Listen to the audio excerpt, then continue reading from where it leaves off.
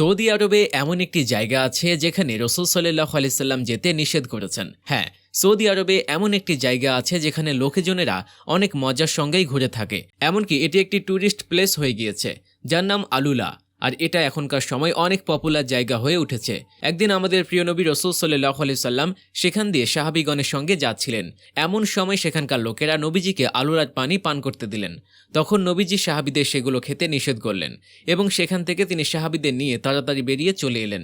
তখন সাহাবীগণ নবীজিকে জিজ্ঞেস করলে তখন নবীজি বললেন, আজকের পর থেকে যেন এই জায়গায় না আসা হয়, কেননা আমার মনে একটাই ভয় যে তোমরাও এই কওমে সামুদের মতো না হয়ে যাও। কওমে সামুদ আজ থেকে 1000 বছর আগে তারা আবাদী ছিল। তখনকার সময় হযরত সালেহ আলাইহিসসালাম আল্লাহ তাআলা নবী রূপে তাকে প্রেরণ করেছিলেন।